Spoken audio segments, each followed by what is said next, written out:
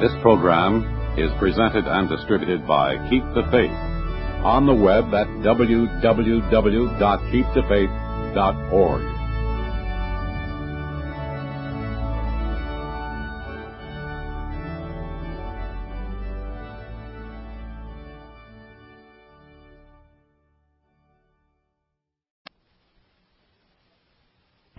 Right then, well, the Second Vatican Council opened on the 11th of October 1962, but its origin can be found in the year of 1954. In that year, Pope Pius XII appointed Giovanni Battista Montini as the Archbishop of Milan. Montini had been what's called a sostituto since 1937. Means actually the substitute. It's like the Deputy Secretary of State, and that's one of the most influential people in the entire Vatican. And he invariably receives a cardinal's hat. But to everyone's surprise, Montini went to Milan without one. And there was no doubt in Rome that he had incurred the wrath of Pope Pius XII. But why? Alice knows, of course. I've just been reading your review. Yes. And the question as to why he was sent off to Milan, virtually exiled there, it received many answers, but eventually it emerged that he'd been conducting negotiations with a communist party behind the back of Pope Pius XII. Now, I'm not saying in any way that Montini was a crypto-communist, but he believed that dialogue with communists and a rapprochement with them was essential, really, for the good of Italy, and that the policy of Pius XII in condemning was far too intransigent. But Pius XII thought correctly that as the fundamental axiom of communism is atheism, it was completely incompatible with Catholicism. Therefore, any dialogue with him was pointless, and his policies, as John mentioned today, was generally an uncompromising condemnation. And Pius XII also took exactly the same attitude towards Protestantism. His attitude to Protestantism was rather like I was mentioning to you last year when I talked about Newman, that Protestantism and Catholicism are two different religions, not just variations of one religion. And Montini had been conducting secret negotiations with the Anglicans. He used to come over to England, he'd invite them to Italy, again because he thought Pius XII was too intransigent, and everybody ought to work together for make a better, happier world. Now, there are some influential cardinals in some European countries who also believe, like Montini, that Pius XII was too intransigent and that the Church should become more open towards those outside its boundaries, and that dialogue with anyone and everyone should replace confrontation. The buzzwords were that Catholics should abandon the fortress mentality or alternatively come out of the ghetto. Montini was the chosen Liberal candidate to succeed Pius XII, but Pius XII had preempted his election by not appointing him as a cardinal. Thus, when this great Pope died in 1958, the Liberals had a problem, because they couldn't elect their chosen candidate, so what were they to do? And they decided they would elect the 77-year-old Cardinal Angelo Roncalli, who was the Patriarch of Venice. Now, Roncalli was by no means a Liberal in the sense we'd say today. He was apostolic delegate to France at the end of World War II, and he defended a lot of the bishops who supported the Vichy regime in France. The anti-clericals there, they wanted General de Gaulle to dismiss 30 of the bishops. And John, the future John the 23rd, Roncalli, he persuaded him to reduce the number to 3. He dealt ruthlessly with the worker priest movement, which had really become the communist priest movement. And as Patriarch of Venice, when he went there, he really tightened up the discipline in Venice. Priests were ordered to wear the soutane, they were forbidden to go to the theatre, and they weren't ever to go inside of the Lido in case they saw a lady in a bathing costume. So he was, he's a pretty strict person. Then when he became Pope, in 1961, he warned against unorthodox tendencies among some Catholic biblical scholars. And in 1962, he put out a monitum condemning the works of Teilhard de Chardin. And his apostolic constitution, Veterum Sapientiae, insisted that Latin should be retained as the language of the Church. But now, of course, he's been allocated a prominent place in the liberal pantheon. The explanation the Liberals give of his apparent conservatism was that he was liberated by the council. Before the council, they said he was almost helplessly at the mercy of his curial advisors.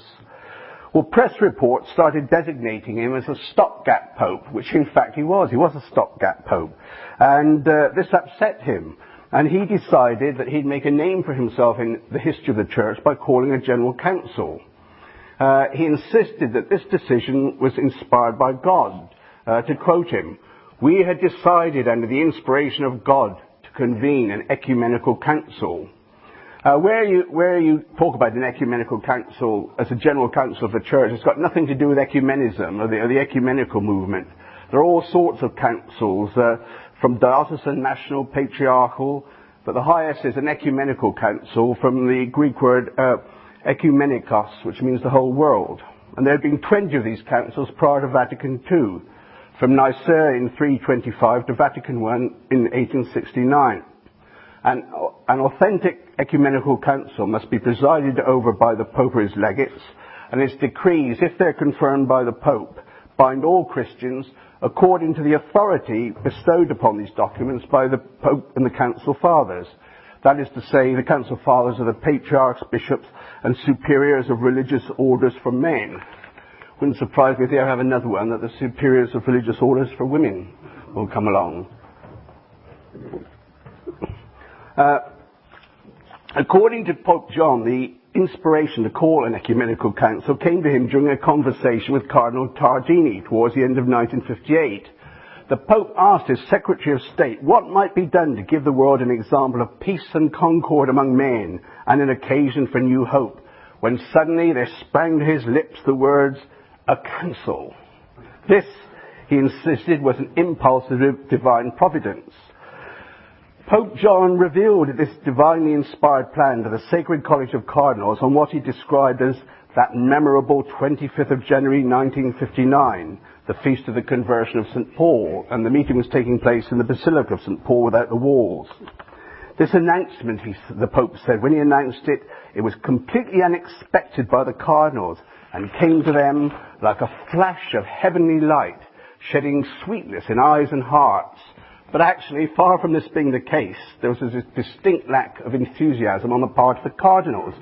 And when Pope John asked them for their reaction to his inspiration, not even one of them had a single word to say. He later admitted his disappointment. Humanly speaking, he said, we could have expected that the cardinals, after hearing our allocution, might have crowded round to express approval and good wishes. But later, he put the most favourable possible interpretation on their failure to reply and described it as a devout and impressive silence. So, Pope John's belief that his council had been summoned in response to a divine inspiration was shared by his successor, Pope Paul VI, as Paul made quite clear in his opening address to the second session of the Second Vatican Council. The Pope said, "O dear and venerated Pope John, may gratitude and praise be rendered to you for having resolved, doubtless under divine inspiration, to convoke this council in order to open to the Church new horizons and to tap the fresh spring water of the doctrine and grace of Christ and let it flow over the earth." There is, of course, no obligation for any Catholic to believe that Pope John's inspiration came from God. There's no doubt that he was a good and holy Pope he was declared venerable, as you know, last year, and he'll probably be canonized. And as you all know, being canonized, all it means is you're in heaven. They're sure you're in heaven. It doesn't mean you have to be a great theologian or anything like that. But anyway, those who are familiar with the lives of the saints, they'll know that very often it is to the most saintly members of the Church that Satan addresses his most subtle temptations. In a pastoral letter addressed to his clergy in 1870, explaining the background to the events of the First Vatican Council, Cardinal Manning quoted with approval the words of Cardinal Pallavicino, who was the great historian of the Council of Trent, that to convoke a general council except when absolutely demanded by necessity is to tempt God. The same cardinal noted that each several council was convened to extinguish the chief heresy or to correct the chief evil of the time. There can be no doubt at all that atheistic communism is the chief evil of our own time. But, as I'll show you in a subsequent talk, it's an evil which the Council made a particular point of not condemning. Was the Church troubled by any internal crisis? Was it suffering from a decline which required the convening of the world's bishops in Rome to forge a strategy to halt this decline? Far from it. Pope John XXIII most certainly did not believe the Church to be in any sort of decline when he convoked the Council. Indeed, in his apostolic constitution, Humanae Salutis, convoking Vatican II, the Pope made a special point of paying tribute to the vitality of the Church as it then existed. The Church has, he said, followed step by step the evolution of peoples, scientific progress and social revolution. It has opposed decisively the materialistic ideologies which deny faith. It has witnessed the rise and growth of the immense energies of the apostolate of prayer, of action in all fields.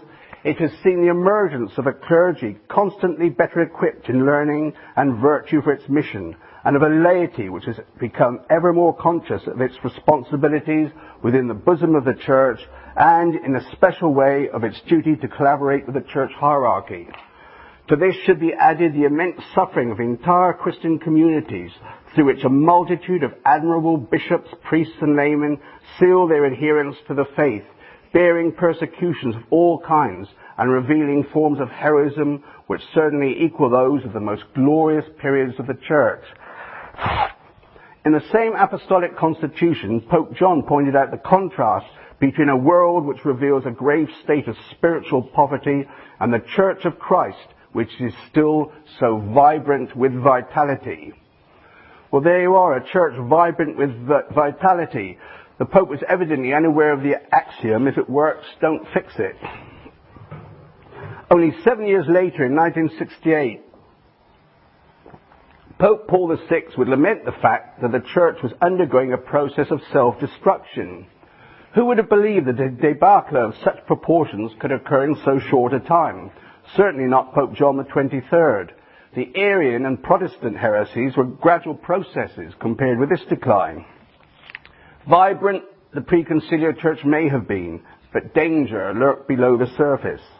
The modernism condemned by St. Pius X had by no means been eradicated completely, but had gone underground.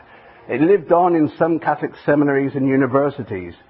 During the pontificate of Pope Pius XII, its proponents tended to meet in secret and to exchange their theories in typed manuscripts, typescripts, I should say, rather than publishing them openly. Where they did make their views clear, the Vatican would act. So, just to give one example, as a result of the intervention of the Holy Office, the American Jesuit John Courtney Murray was ordered not to continue writing on church and state in 1955.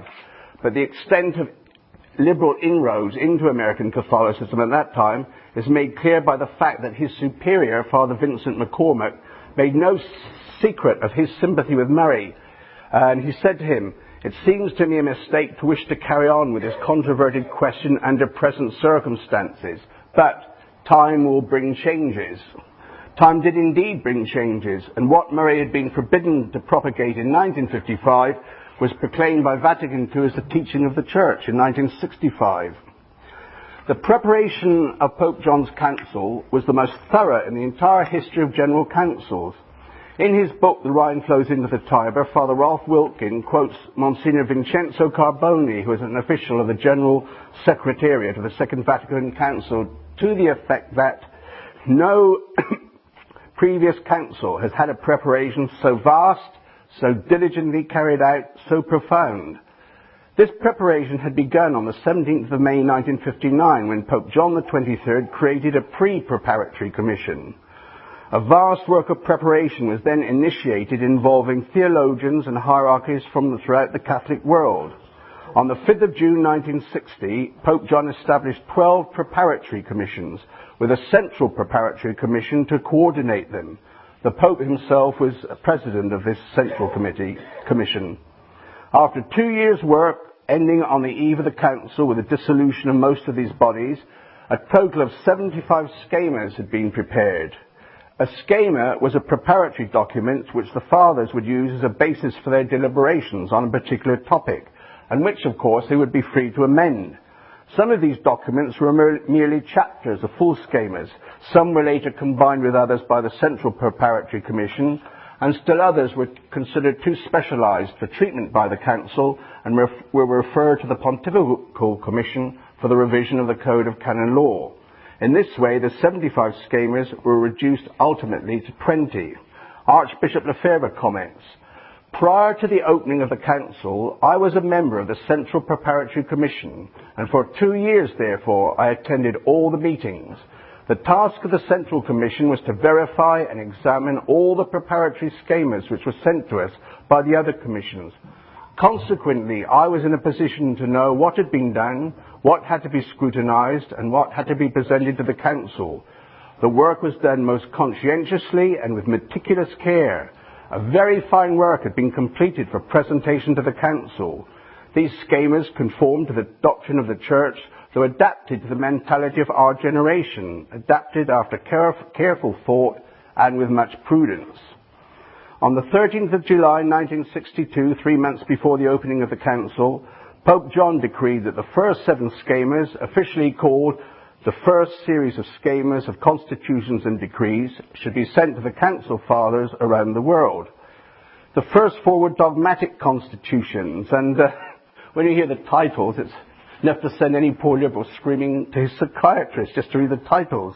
They were called the Sources of Revelation, Preserving Pure the Deposit of Faith, Christian Moral Order, and Chastity, Matrimony, the Family and Virginity. The 5th schema came into a very different category. It concerned the liturgy and had been prepared under the close supervision of a certain Father Annibale Bunini, of whom I'll have much more to say in the 4th of my lectures.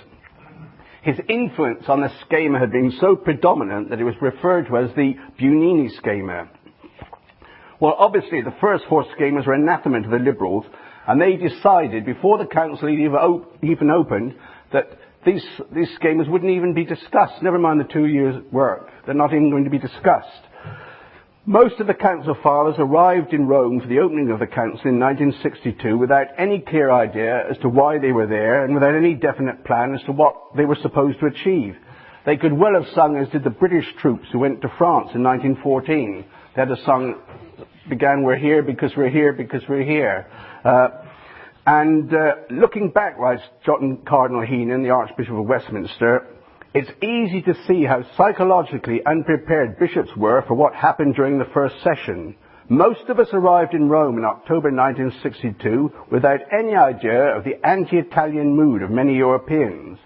The conciliar fathers, for the most part, shared Pope John's illusion that the bishops of the world had come together as brothers in Christ for a short convivial meeting." John thought there'd only be one session of the Council.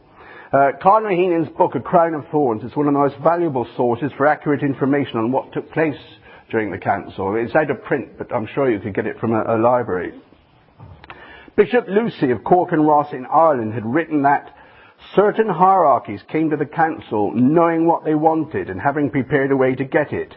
Others came feeling their way. Prominent among those who knew what they wanted were the German-speaking Dutch and French hierarchies. Xavier Ring, who covered the Council for New Yorker, informs us that before the Council had even been announced, there had been pressure in these countries for a modernization of the way in which the Church faces its internal problems. Some groups, he said, were openly agitating for a reorganization, if not the complete abolition of the Roman Curia.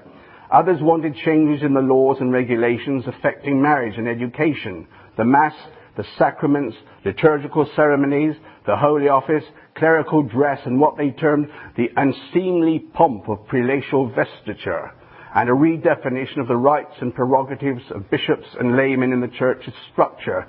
Why they left the priests out of that, I don't know. But the extent to which these aims have now been achieved is the most evident fact of life in the post-conciliar Church. Indeed, the ease with which total victory was achieved surprised even the progressives themselves. Father Wilkin writes, "They had come to the first session of the Council hoping that they might win some concessions. They returned home conscious that they had achieved a complete victory, and they were confident that numberless other victories were yet to come." In an address to the United States Bishops' Press Panel at the end of the first session, Hans Küng asserted jubilantly that what had once been the dream of an avant-garde group in the church had spread and permeated the entire atmosphere of the church due to the council. Cardinal Heenan remarks that, looking back, it is quite clear that the English-speaking bishops were quite unprepared for the kind of council that the rest of the Northern Europeans were planning. The Americans were even less prepared than the British. They made no contribution at all to the first session, which was largely a probing battle between the old and new theological ideas. The Cardinal's warlike metaphor is well chosen, for a battle did take place. In a review of one of the first books to appear on the council, one liberal English father, Abbot Christopher Butler, criticised the book for failing to convey to one who was not present at those fateful debates the passion of the drama that was being enacted in them. Dr. John Moorman, leader of the Anglican delegation, affirms that those in the observers' box were aware that during the council there was a very real division among the fathers, a deep feeling that two big forces were coming to grips, and that this was not just a clash of opinions, but of policies, or even of moralities. The tactics used by the Germans and their allies can best be described by comparing it with the technique which they introduced to military warfare, that of the blitzkrieg. Time and again they shattered and demoralized their opponents by the efficient use of the pressure group methods used in political takeovers. It's doubtful whether any hierarchy but the German would have had the efficiency, the organization, and the financial resources necessary to initiate and sustain such a campaign. It's probable that the majority of those who supported the German bishops did so because it seemed to be the fashionable thing to do, because everyone else seemed to be taking this line. There was once a popular song called "Everybody's Doing It," and when everybody is doing it, the normal reaction is to do it too. And even those who have been consecrated as bishops remain only too human in many respects, as any church historian will confirm. If a bandwagon rolls along, it takes great strength of character to refrain from leaping upon it. When the vote came round, wrote Archbishop R.J. Dwyer of Portland, Oregon, who was wise after the event, like Sir Joseph Porter, KCB, we always voted at our party's call and we never thought of thinking for ourselves at all. That way you can save yourself a world of trouble. You'll all will have recognised the quote from HMS Pinafore. The business sessions of the council were called general congregations. The first of these took place on the 13th of October 1962. Archbishop Lefebvre writes, "The council was under siege by the progressive forces from its very first day. We felt it, we sensed it, and when I say we, I refer to the majority of council fathers at that moment. We were convinced that something irregular was happening in the council." Cardinal Heenan adds that the first general congregation had scarcely begun when the northern bishops went into action. Their aim was to obtain control of the 10 conciliar commissions which would oversee the working of the council, which would mean virtual control of the council itself. After the Mass with which the first general congregation had begun, each of the fathers received 3 printed booklets. The first contained a list of all the fathers eligible for election to the 10 commissions. The second listed those who had taken part in the preparatory commissions. The third contained 10 pages, one for each commission. There were 16 blank spaces on each page for each father to complete with the names of the candidates he thought most suitable for the 16 elective places on each commission. The commissions would have 24 members in all, an additional 8 would be nominated by the Pope. The German bishops realized that if the fathers voted on the basis of a general list containing the names of all the eligible candidates, they would be unlikely to dominate the commissions. They decided it would suit them far better if each hierarchy could put forward a list of candidates from its own ranks for each commission. This would mean that rather than voting for a candidate simply on his individual merits, he would be considered the representative of a hierarchy or group of hierarchies. The Germans were in a position to be the largest bloc and would therefore be able to ensure the election of a substantial number of candidates, not necessarily German-speaking, who are sympathetic to their policies. A meeting was held in the house of Cardinal Frings of Cologne, at which a plan to secure the adoption of this procedure was adopted. It was decided to use a non-German father to put their proposals forward. and Cardinal Liénard, president of the French Episcopal Conference, agreed to do this. Cardinal Heenan describes what happened at the first General Congregation after the 3 booklets had been distributed. Cardinal Liénard, Bishop of Lille, rose to make a speech of protest. It would, he said, be absurd to vote immediately for members of commissions because as yet the fathers were unacquainted with each other. It would be much wiser and fairer to allow time for bishops to exchange information and discuss the merits of the proposed candidates. If votes were taken at once, bishops would be voting for men with whom they were unfamiliar, even by name. The qualifications and worth of individual bishops are not usually known outside their own country of origin. The cardinal proposed that the various hierarchies should consider what talents they could offer and then pass them on to the other hierarchies. As soon as the French cardinal sat down, his German friend Cardinal Frings rose to second the proposal, which of course was his own proposal.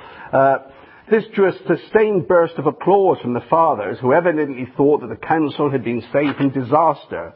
The enthusiasm of the bishops was unmistakable, and the Secretary General thought it superfluous to put Cardinal Liénard's motion to the vote. The first General Congregation of the Second Vatican Council was suspended after exactly 15 minutes. Blitzkrieg tactics indeed.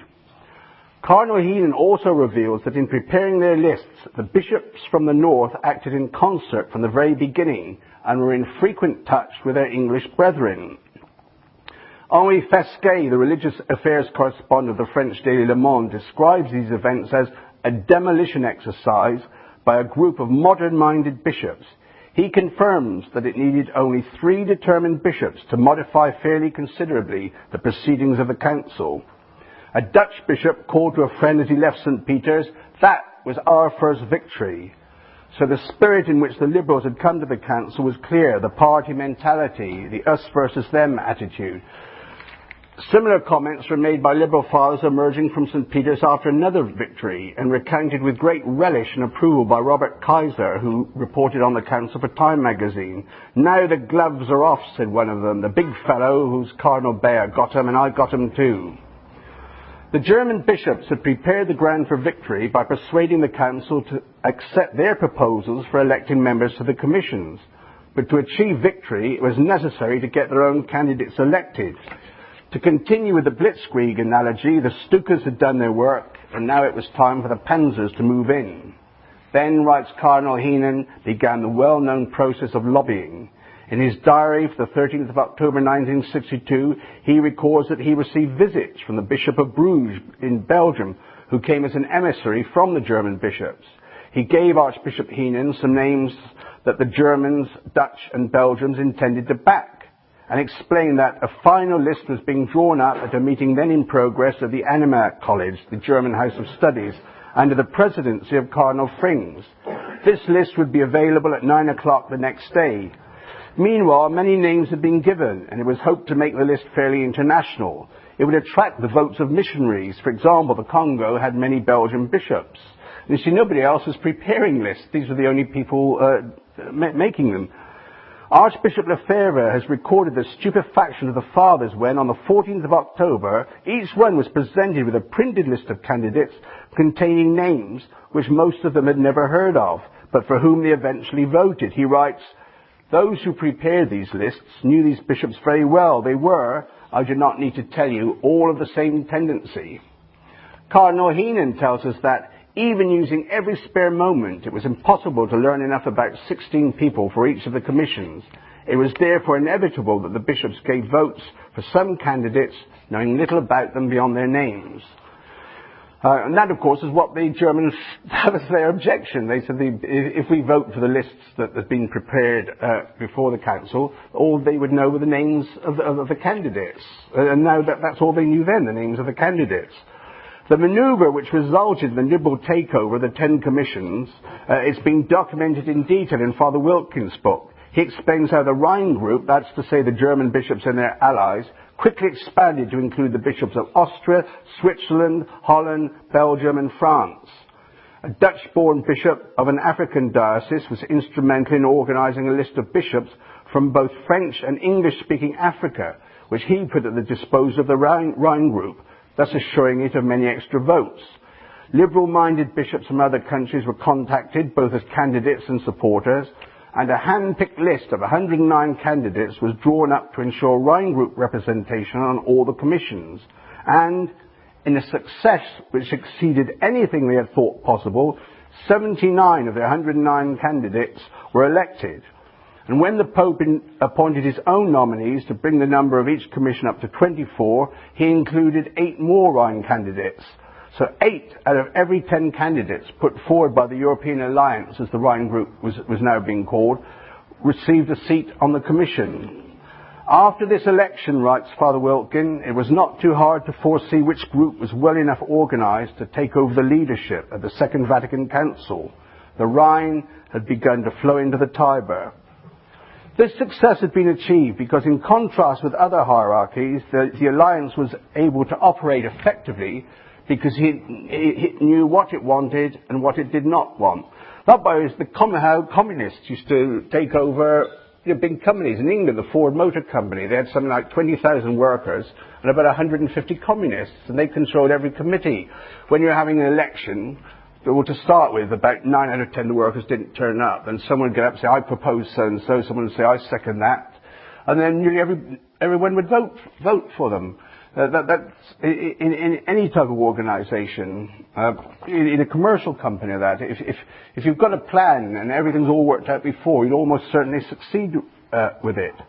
Now I want to say a word about the periti. A peritus, the plural being periti, means an expert advisor. Every bishop present at the council brought his own peritus. Douglas Woodruff, who was one of England's outstanding scholars at the time of the council, remarks, in a sense, this council had been the council of the periti, silent in the aula, but so effective in the commissions and at bishops' ears. By silent in the aula, he meant that these experts could not speak during the formal sessions of the council in St. Peter's Basilica, but they certainly had no qualms about making themselves heard during private meetings of the commission.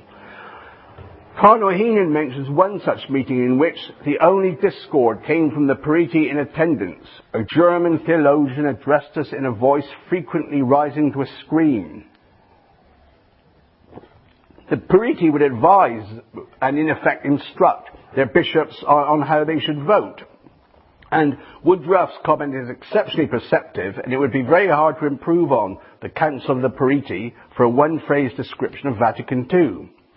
Father Wilkin explains in his book how just one peritus could impose his views on the whole council if he could win the approval of the German bishops. I'll be giving you a couple of examples of that in some of these talks. Bishop Lucy of Cork and Ross in Ireland insisted that the periti were more powerful than most bishops, even though they had no vote, because, he said, they had the ear of a cardinal or the head of a national group of bishops, and they were influential in the drafting of council documents. The expert, said the bishop, is the person with power. Cardinal Heenan reveals that there were occasions on which the fathers were so overwhelmed with material to read concerning the drafts for conciliar documents, and particularly with amendments to them which could run into hundreds of pages, that they were called upon to cast their votes before they could possibly have studied the text and context, much less the implications of the amendments. They were only too pleased, the Cardinal says, to rely on the expert advice that they received from the periti. Periti power cannot be illustrated better than by referring to the fate of the preparatory schemas, which I mentioned to you as the fruit of 2 years' intensive study, a preparation unparalleled for any previous council. After these 2 years of conscientious work, what actually happened at the council seems almost incredible. The Dutch hierarchy issued a commentary on the schemas, which was printed in Latin, French and English, and was distributed to the fathers from all countries as they arrived at the council. This commentary contained a strong attack on the first 4 schemas and suggested that they should be rewritten completely and that the liberal-inspired liturgy schema should be first on the agenda. And as I've already explained, most of the fathers had arrived in Rome with no preconceived ideas, and thus they were liable to accept well-argued policies presented to them by those who already had different aims and definite plans to implement them. So a majority of the bishops voted in favour of these demands. That's to just throw out these schemas have been prepared over such a long time. But it so happened that a majority vote wasn't good enough. I'll quote Monsignor Lefebvre again. He says, "In the rules governing the council, it had been laid down that there must be a 2/3 majority vote against if a preparatory schema was to be rejected. In the 6th or 7th sitting of the council, a vote was taken as to whether the preparatory schema should be accepted for discussion or not. A 2/3 majority against was necessary to reject them. In fact, 60% voted against and 40% for keeping them. Since this was not the 2/3 majority required by the council rules, the schema should have gone forward for discussion. Unfortunately, it must be admitted that even at this early stage, there already existed a highly organized and powerful organization, which had been formed by the bishops of the dioceses bordering the Rhine. Their secretariat was also most efficient.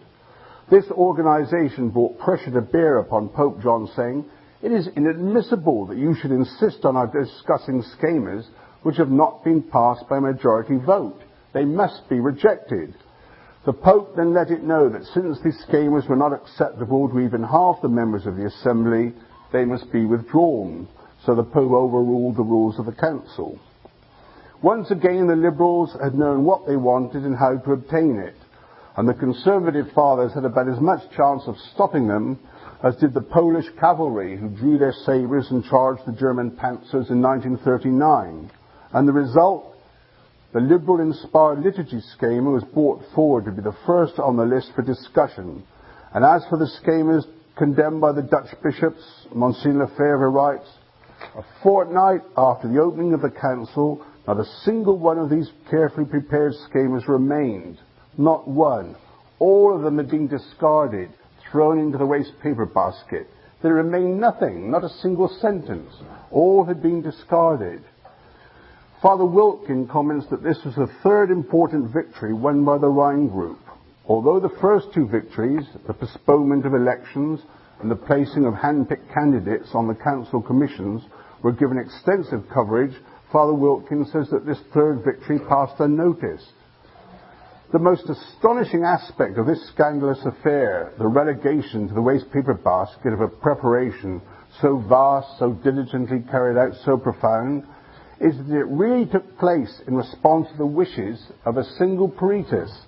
Yes, just one expert had had the power to influence and secure the rejection of this most meticulous preparation in the history of general councils, the painstaking work of 871 scholars.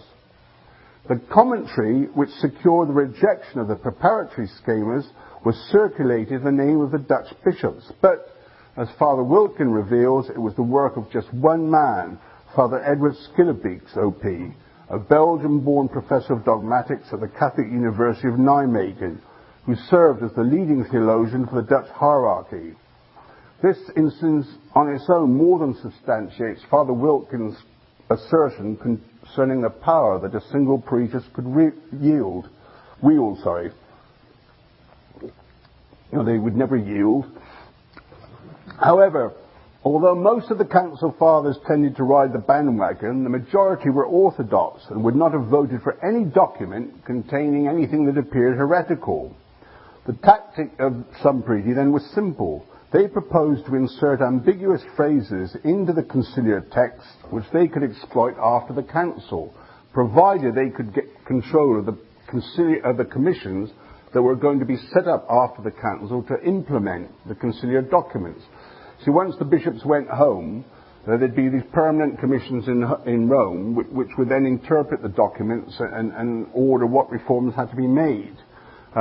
Cardinal Heenan was well aware of the manner in which the periti could phrase the official text with a view to manipulating them for their own purposes after the council. He writes, "There are hundreds of papers in the Vatican archives which presumably will reveal to scholars of the future the proceedings in secret commission meetings.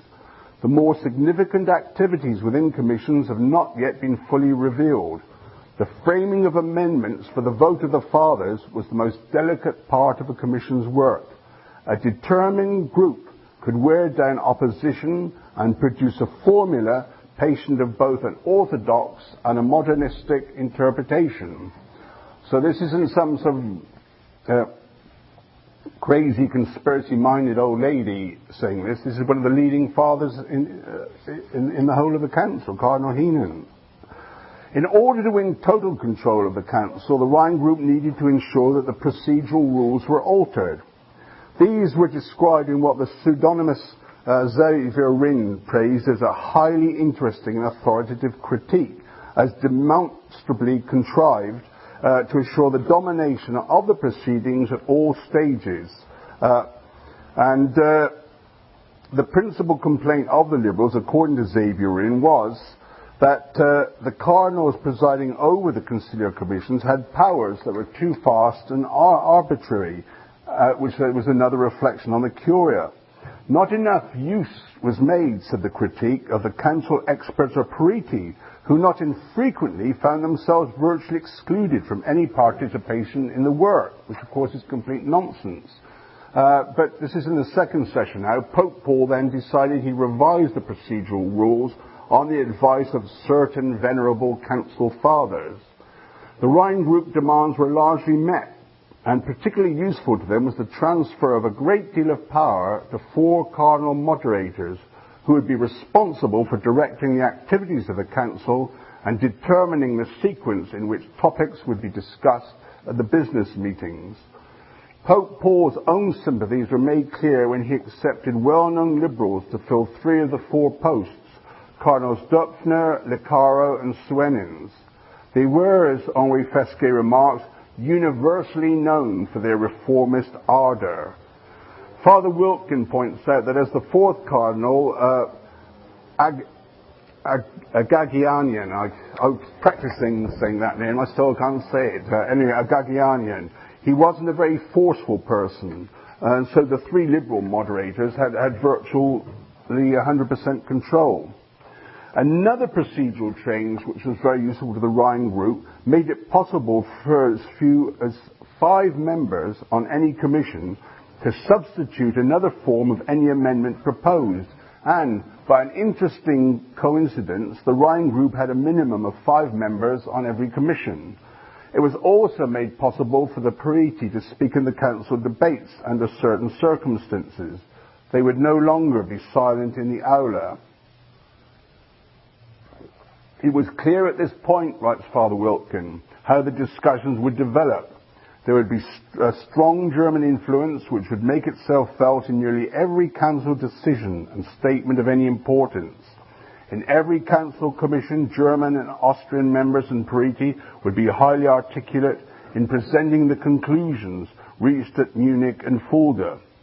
With the Munich and Fulda conferences, the drastic changes that Pope Paul had made in the rules of procedure and the promotion of Cardinals Döpfner, Suenens and Lecaro to the position of moderators ensured domination of the Council by the European Alliance, which is the Rhine Group. And when they're referring to these meetings at Munich and Fulda, you see, the German bishops would meet and decide everything that was going to happen in the Council before they even turned up. The second session opened on the 29th of September 1963. By mid-November, the Rhine Group aimed at nothing less than total control.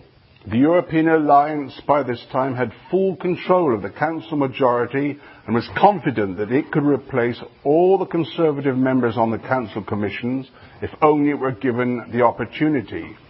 It wished to impose its own diktat under the slogan of freeing the Council from curial control. So once again, in response to the requests of many Council Fathers, the Pope agreed to allow additional members to be elected to the commissions, and the Rhine Group set about drawing up an unbeatable international list. This work was greatly facilitated since the European Alliance had expanded into a world alliance.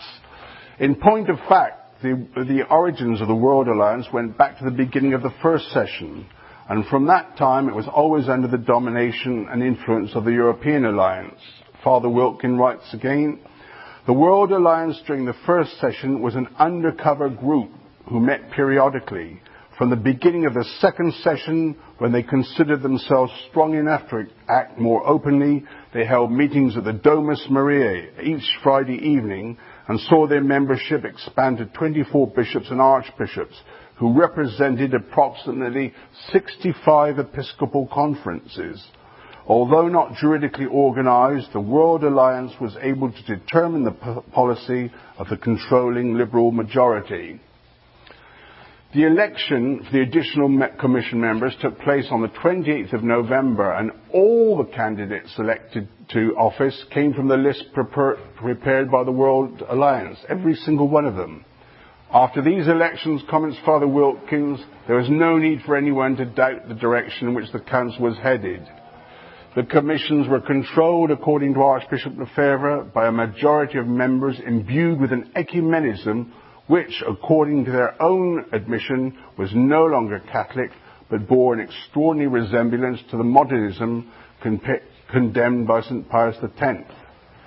There is little point in devoting any more time to documenting the manner in which the progressive stranglehold on the council was extended and tightened. You can read the whole story in Father Wilkins' book. What now needs to be done is to examine the manner in which the Liberals used their power. And in order to do this, it's necessary to take another close look at the Pariti, for it was on behalf of these experts that the Rhine group had won its victory. Cardinal Heenan warned of the consequences which would ensure if the Pariti interpreted the council to the world. And this is precisely what happened. The confidence of the Liberals that they would dominate the post-conciliar commissions was more than justified. Indeed, the 5 post-conciliar commissions were created as a result of pressure from the Rhine group, which feared that the progressive measures adopted by the council might be blocked by conservative forces in Rome once the council fathers had all returned home. The members of these commissions were chosen with the Pope's approval, for the most part from the ranks of the Council Pariti. So when certain conciliar texts are interpreted in a manner which appears to be in direct conflict with Catholic teaching and tradition, the natural reaction is to exclaim, but that could not have been intended. As far as the intention of the majority of Council Fathers is concerned, such a judgment would probably be correct. But as regards the Pariti who drafted the documents, the opposite is true. The best insight into the real views of these experts can be obtained not by reading conservative criticisms of them, but by examining their own activities and their own writings since the Council. It is of very great importance to make a distinction between the teaching of the Second Vatican Council, as contained in its official documents, unsatisfactory as these may be in places, and the Council as an event. The effects of the Council derive less from the former, that's the official documents, than from the latter. Not least among the consequences of the Council as an event was that liberal theologians all over the world were brought together in Rome at a very great expense, borne ultimately by the ordinary faithful, where they were able to get to know each other, to organize themselves, and to formulate their policies at great leisure and in very great comfort. An Anglican observer remarked that if Christian unity were no more than a question of prodigal sons returning to their father's house, many of us would be tempted to go there tomorrow if the standard of living is anything like what we saw. Under Pope Pius XII, the liberal theologians had been on the defensive, but now, as a result of the Council, the situation had been reversed. Pope John, like Dr. Frankenstein, had brought into existence a creature he could not control. As the Council progressed, Pope John grew more and more depressed, writes Cardinal Heenan. Doubtlessly, like Dr. Frankenstein, Pope John did what he did with the best of intentions, but now it is the magisterium which is on the defensive. So many bishops are obsessed by one fear and one fear only, that of appearing reactionary. Once again, Cardinal Heenan has summed up the position perfectly. We bishops, he writes, are exercising the magisterium with an unsure touch. To question brash theological opinion has become increasingly hazardous. No wise bishop courts popularity for its own sake, but if only to preserve his authority with his clergy and people, he wants to eschew the reputation of being reactionary. Unfortunately, if a bishop criticizes dangerous opinions, he is said to be an obscurantist. The magisterium is thought unenlightened whenever it questions novel interpretations of Catholic doctrine. Jesus wept over Jerusalem, says Cardinal Heenan, and John would have wept over Rome if he had foreseen what would be done in the name of his council. And that comment by Cardinal Heenan has kind of inspired me to compose a little clerihew during the lunch hour. I don't know if you all know what a clerihew is. It's something like a limerick, but there are only 4 lines, two rhyming couplets. So the little one I composed, it said, goes, Pope John wanted something to do, so he convoked Vatican II. He had the good luck to die, or the result would have made him cry. So perhaps some of you would like to compose some. Anyway, Cardinal Heenan continues, after the council, a bitter attack on the Catholic Church was mounted by her own children. The leaders of the attack came from among the Periti, the shock troops of the liberal forces. And I'm going to conclude this first talk. I'm afraid the second one will probably be a little longer. But by examining the fruits of the council. As you know, in Matthew 7:16-19, it says, by their fruits you shall know them. Do men gather grapes of thorns or figs of thistles? Even so, every good tree bringeth forth good fruit, and the evil tree bringeth forth evil fruit. A good tree cannot bring forth evil fruit, neither can an evil tree bring forth good fruit. Well, I think no rational person can deny that up to the present, Vatican II has produced no good fruits. If anyone thinks they have, I'd like to hear what they are. Once again, I'll quote Archbishop Lefebvre, who says, the reforms enacted in the name of the Council have... That's quite important, in the name of the Council, not the reforms required by the Council, mandated by the Council. The reforms enacted in the name of the Council have contributed and are still contributing to the demolition of the Church, the ruin of the priesthood, the destruction of the sacrifice and the sacraments, the disappearance of religious life, as well as to the emergence of a naturalist and Teilhardian doctrine in universities, seminaries, the religious education of children, a teaching born of liberalism and Protestantism, and condemned many times by the solemn magisterium of the Church. Now, I don't see how anyone who looks objectively at the state of the Church in the West or the First World today can disagree with this assessment. The answer to this conciliar debacle, I think there's only one answer, and it can only be found by the entry of the enemy of man into the Church, an entry which the Prince of this world made through the window opened to the world by Pope John. I am certain, and this is an amazing quotation, I am certain, remarked Cardinal Pericle Felici, Secretary General to the Council, that when in the Council I pronounced the ritual words Exeant Omnes, everyone out, before each session everyone had to get out who wasn't a Council Father or an observer, which all remember, one who did not obey was the devil. He is always where confusion triumphs to stir it up and take advantage of it. By 1968, that's within 3 years of the close of the Council, Pope Paul VI had reached the stage of lamenting the fact that the Church, he said, is engaged in a process of self-destruction, autodistruzione.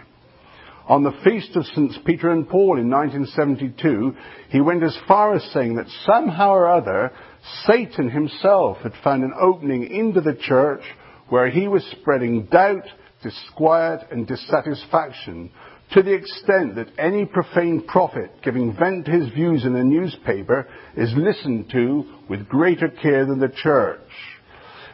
He continued his lamentation as follows. We thought that after the Council there would be a day of sunshine for the history of the Church. Instead, we found new storms. There is uncertainty. People seek to open gulfs rather than to bridge them. How did this happen? We will confide this thought to you, that there was an adverse power, the devil, whom the gospel calls the mysterious enemy of man, something preternatural which came to suffocate the fruits of the Vatican Council. This judgment by the Pope provides a striking justification for an assessment made by Professor James Hitchcock in 1971. This is what Professor Hitchcock says.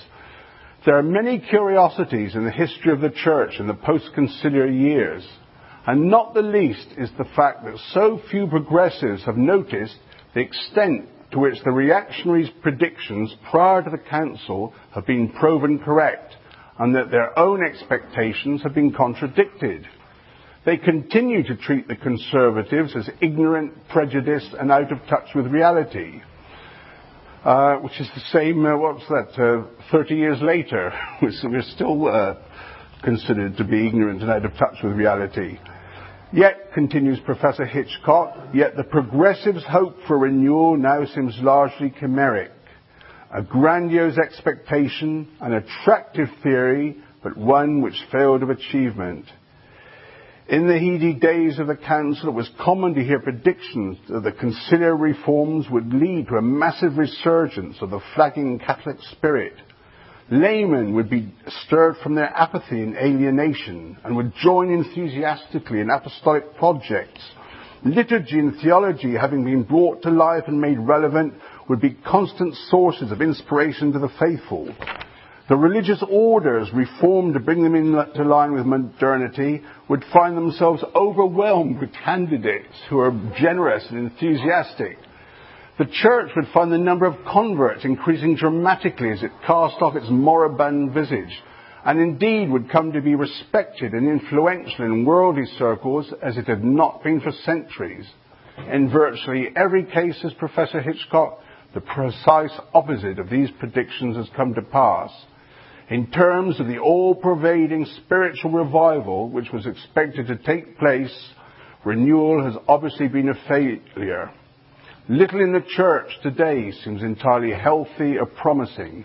Everything seems vaguely sick and vaguely hollow. It's certainly no exaggeration to claim that the present trend in the West is towards universal apostasy.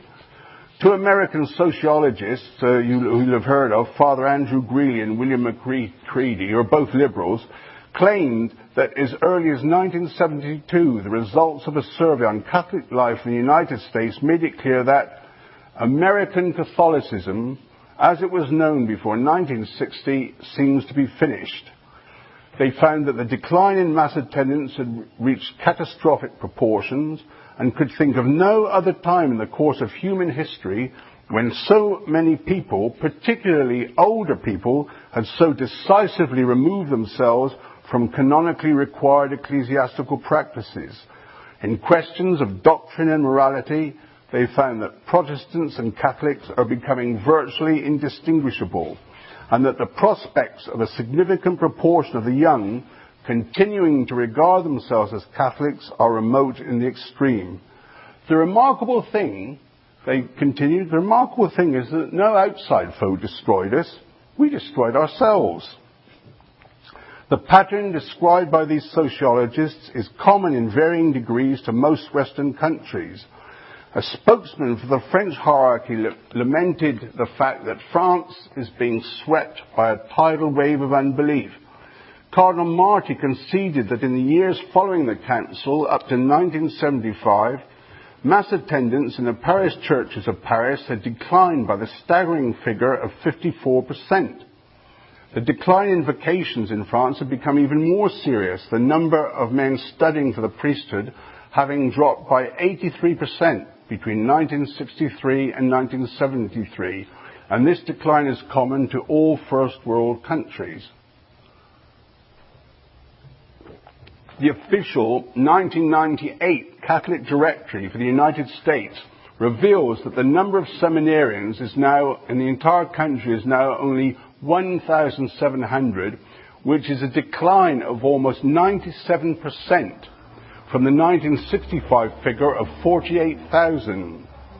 And that's called the renewal of seminary life. So if that's renewal, we better pray you don't start having a decline. Right. And Cardinal Heenan, again, he said in 1972, one does not need to be a prophet to realize that without a dramatic reversal of the present trend, there will be no future for the Church in English-speaking countries. Cardinal Paul Poupart, who is the president of the Pontifical Council for Culture, stated bluntly in January 2000, the de-Christianization of Europe is a reality. Cardinal Daniels of Brussels, in an interview given in England in May last year, warned that the Church in Europe, he said, is facing extinction. During the Synod of European Bishops in October 1999, Monsignor Fernando Sebastian Aguilar, who is the Archbishop of Pamplona, gave the following gloomy but realistic assessment of Spanish Catholicism. I think this applies to most European countries, or to all of them. For 40 or 50 years, Spanish society has moved far away from the Church and the explicit acknowledgement of the treasures of the kingdom of God. Cultural and spiritual secularization has affected many members of the Church.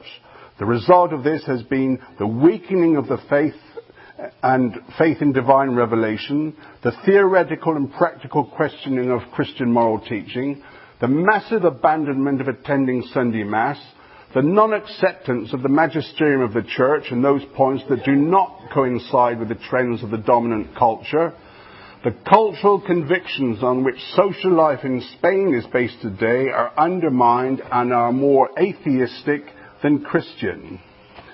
In his opening speech of the Council, Pope John had used stern words towards those whom he designated as prophets of gloom, who are always forecasting disaster.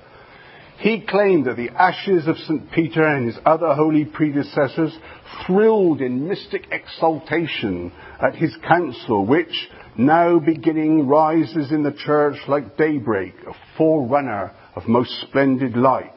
It is now only dawn. But, as Professor Hitchcock has shown, the predictions of the reactionaries, Pope John's prophets of gloom, have been proven to be correct.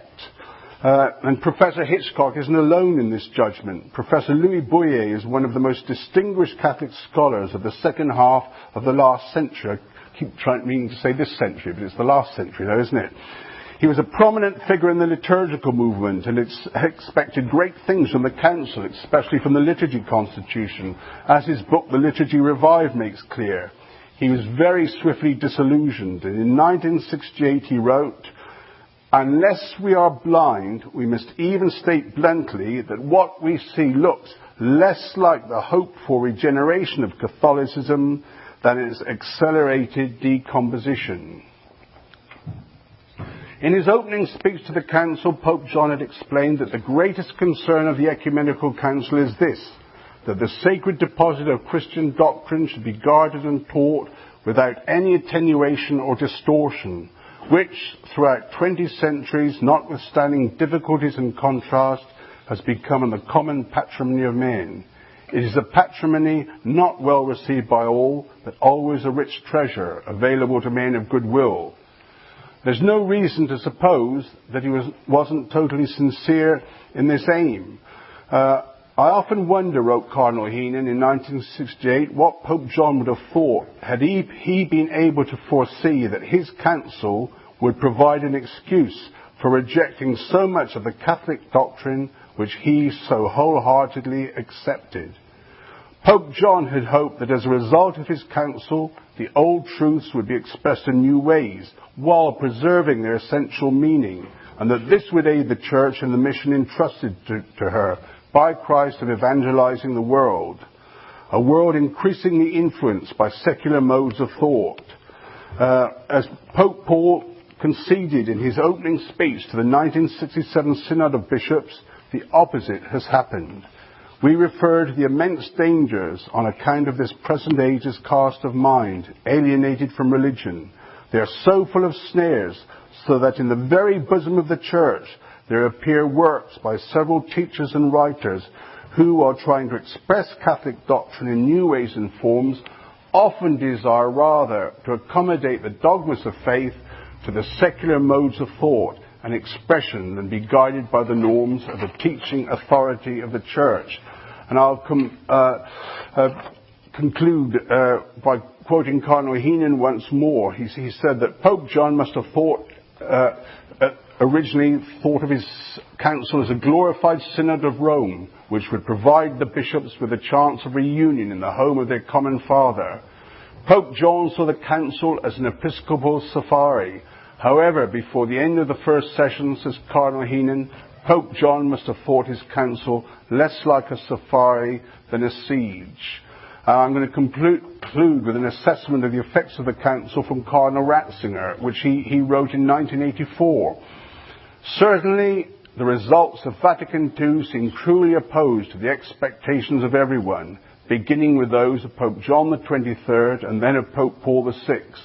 Expected was a new Catholic unity, and instead we have been exposed to dissension, which, to use the words of Pope Paul VI, seem to have gone from self-criticism to self-destruction. Expected was a new enthusiasm, and many wound up bored and discouraged. Expected was a great step forward.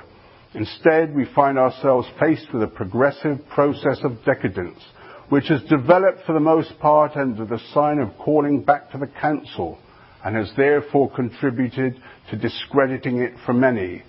The net result therefore seems negative. I am repeating here what I said 10 years after the conclusion of the work. It is incontrovertible that this period has definitely been unfavourable for the Catholic Church.